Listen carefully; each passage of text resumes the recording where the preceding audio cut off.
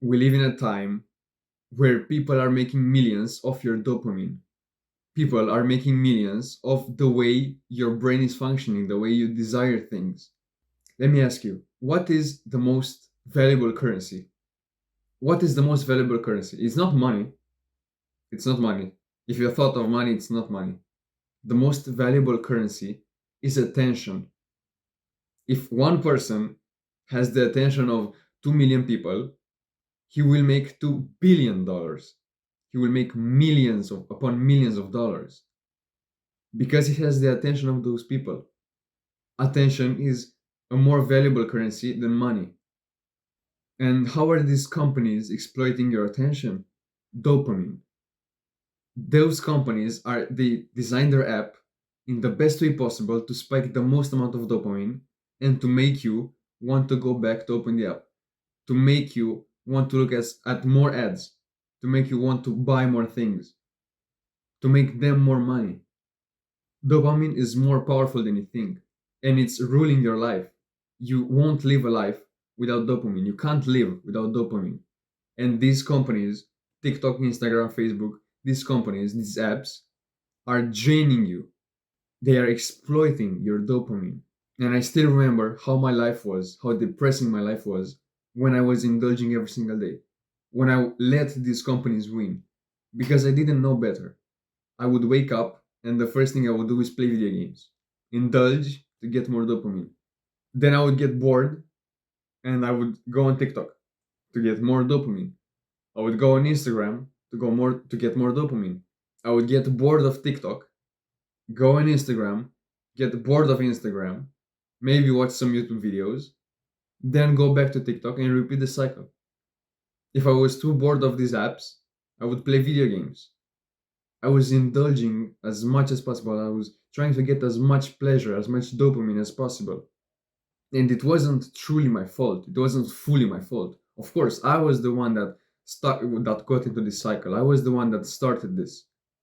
But these companies made it extremely hard to live. Once you were in the bubble, once you were in that cycle of TikTok, Instagram, YouTube, video games, TikTok, and repeat, once you were in that cycle, it was hard for you to live. Life was way too comfortable and pleasurable while in that bubble, while in that circle, in that loop. And it was hard for you to live. These apps made it extremely hard to live. Maybe you've tried to quit social media before. Maybe you're trying right now to quit video games. And you see how hard it is. You see how hard it is to escape, to not open the app. It's getting harder and harder to escape this. The way our society is evolving, the way these apps are evolving. It will be extremely hard in maybe 10 years or 5 years to escape because our world will be so drawn to this, will revolve around these apps. You see how Apple is making the Vision Pro. They're trying to integrate the fake world into the real one. When you go outside, you will see the majority of people wearing those VR headsets.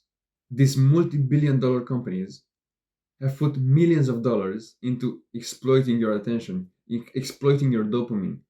They've designed the app in the best way possible to make you keep scrolling, to make you keep seeing ads. So if you are making any progress right now, if you've cut down the amount of time you spend on social media by half or maybe by an hour, you're making a lot of progress. It should be impossible to quit these apps. But if you've made some progress, I'm extremely proud of you. And these people are really smart. They've hired the smartest people in the world to, as I said, design the apps to make you keep scrolling. They're using psychology tricks to keep you hooked to the app, to keep you scrolling. And a sign that tells you that you are addicted, like you are drawn to these apps more than you would like, is if things are not as fun as they used to be. Life doesn't seem as fun. It doesn't seem as colorful as it used to be. Maybe right now you can't even enjoy a movie. You can't even enjoy being outside in nature. And before social media, you used to be able to do that every single day. You used to be able to sit down and speak with a friend for hours without getting bored.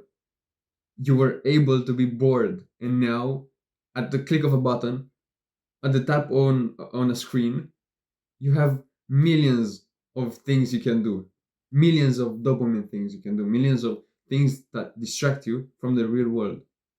Social media is really deadly. Social media is deadly because it spikes dopamine up. And the way I understand dopamine is that dopamine is the thing that makes you want to do something. So let's say when you want to eat that delicious hamburger, dopamine, yeah, like you think of the hamburger, you think, oh, maybe I should eat that. And when you think of that, dopamine goes up. And as dopamine rises, you are more drawn to do that. And if you don't, there's a crash in dopamine and you feel bad because you didn't do it and you go and do it. But if you actually do the thing, dopamine like stays up, and it goes down as you eat the thing. So dopamine is making you do something. And I'm not as experienced. I don't know that much things, but that's the way I understand it. Dopamine is the thing that makes you want to do something. And social media is deadly because it makes you spike dopamine up. When you open social media, you see all those likes, all those statistics, all those red colors, and dopamine goes up, is going up. And if you try to quit, dopamine goes down. And your body kind of wants dopamine. So when you think, oh, what if that person messaged me? Dopamine goes up. But if you don't go and check, dopamine goes down. But if you open social media, dopamine goes up. Then you think, what if under this post there's a more funnier post? There's a funny post. What if my friend posted something funny on their story? And you click. And then after you do that, dopamine is up. And dopamine will want to spike up. You will start scrolling, you open reels, you check messages, you reply to messages. And dopamine is staying up. That's why when you open social media, you just can't stop scrolling because you're scrolling to get that next dopamine boost.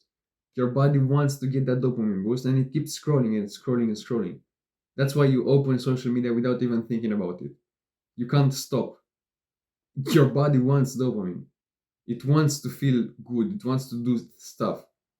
Why do you think all these apps like TikTok, YouTube, Instagram have an infinite scroll? Like you can't get to the bottom. When you're on the home screen of YouTube, you can't get to the bottom. There's no end to that. On TikTok, you can't scroll to the bottom. You can't scroll to the bottom of your For You page. And it's the same on Instagram. If you look at all the posts of your friends, you get recommended more reels from other people that you don't even know. You see more posts from people that you don't know. So there's no bottom, there's no ending. You can't stop doing that. That's why I said these people are so smart. Because if you have a bottom, if you can't scroll infinitely, you will stop use the app. Once you get to the bottom, you think, oh, I've reached the end, and you can skip. You can like end it. You can close the app. But you think, as you're scrolling, what if under this reel there's even a funnier reel? And you scroll to the next one. And as you're at the next one, you think, oh, what if under this one there's even a funnier reel? And you keep doing that, and you've already wasted 2 hours of your life. Have you ever? Dopamine is making you scroll. Dopamine is making you want to scroll to the next reel. And there's a way to get higher quality dopamine, to get better, to feel happy doing the small things. Because now, because you're overstimulating, you can't enjoy the small things. You can't enjoy talking with a friend. You can't enjoy reading a book. You can't enjoy being outside. You need that overstimulation. That's why you keep spending 12 hours on TikTok a day. Because you can't stop. You want that stimulation. You want that dopamine. And the way dopamine works is that if you do something, like you spend time on social media, dopamine goes up. But after you're done with that, dopamine goes down, but it doesn't stop at the baseline. No, it doesn't stop at the baseline. It goes under that. Like this is the baseline, it goes up and go down and then stops here. And this is the new baseline. That's how dopamine works. That's why people that spend so much time on social media, they can't enjoy small things because the baseline keeps going down and down and down. And because baseline is here, then dopamine starts here. And to get to the same peak that you were before, you need to spend more time scrolling. You need to spend more time playing video games. And dopamine goes slowly to the top that you were before. Then it goes down even more. And the baseline is down here. Then you start again and you try to get at the same top that you were the first time. Then when you stop because you can't get there, it goes down even more, and the baseline is here now. That's why things don't feel as good as they used to be, because the baseline keeps going down and down and down. But the way to overcome that, the way to reverse it, to make the baseline go higher, is to think like this. If you're doing something pleasurable, like scrolling on social media, dopamine goes up, then goes down, and baseline goes down. But if you do something hard, something that's not pleasurable, like working out, like meditating, like taking a cold shower, so you do the hard activity. Let's say you go and take a cold shower. You are here, the baseline is here. If you do this, dopamine starts from here, it goes down, and because it has to eventually go up, it will go up, but not stop at the baseline. It's the same like when doing pleasurable stuff. It will go up. It will keep going in that direction, and the new baseline will be here. So instead of doing something pleasurable and the baseline, like the dopamine going up and then down and baseline going down, you do something hard, something that's not pleasurable, something uncomfortable, dopamine goes down, then it goes up above the baseline, and the baseline keeps moving up. And if you take a step back from social medias, from things that give you pleasure, and do the hard activities, the ones that don't give you pleasure, the ones that feel hard but rewarding after, your baseline will go up. And by your baseline going up, you will be able to enjoy the small things. You will be able to actually sit down and read. You will be able to actually listen to a podcast, to listen to your friends, to pay attention in school. You will not rely on social media to give you that dopamine boost. You will rely on natural things, on small things, like going outside, looking at the sun, looking at the sunset, the sunrise. Small things. That's why instant gratification activities feel good right now, aka dopamine going up, but bad later because the baseline keeps going down. And delayed gratification activities like working out, meditating, taking a cold shower, these feel bad, feel like worse right now. They make you feel uncomfortable right now, aka dopamine going down. But after you're done with them, you feel good, you feel refreshed, you feel accomplished because the baseline keeps going up. So do more delayed gratification activities. Delay for the future. That's the way to enjoy life. That's the way to feel more pleasure in a weird way. Go and watch this video right now, bro. See you later. Mwah.